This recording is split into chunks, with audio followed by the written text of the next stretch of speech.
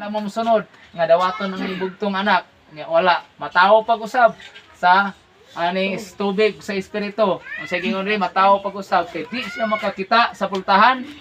Di jud ka sulod. Ano? So pagsulod mo kakita sa pultahan. Una gyud makita ng pultahan sa gingharian sa may pultahan diha. Gingharian makita nimo nga ang mga tawo nga nangalagad Ginoo na bag-o sila na usab. So makita nimo kinahanglan mo sulod ka sa paghari sa Dios aron usab kita usab maasama ang ato nga pagkinabuhi sa mga tawo nga giharian og Dios. Naay Dios sa ilang kinabuhi.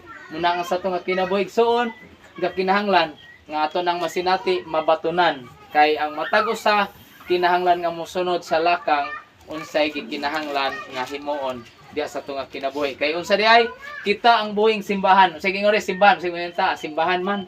Muna nga wala tay labot sa itugyan pag ginas Ginoong simbahan di ay.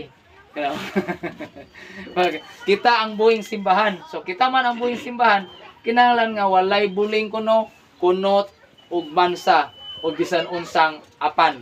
Kining tawo ra ba daghan alay tag apan. Lain tag mga apan. Inya kung naa walay buling kunot ug mansa. Kariso na requirements nga gipangayo sa Dios. Usaon man na nga ganaman tay mga apan. Yun. Nya diha pa ato nang pamalandunga kay magka basig maingon ta nga lig-on pa kog lawas ning dasig pa ko dili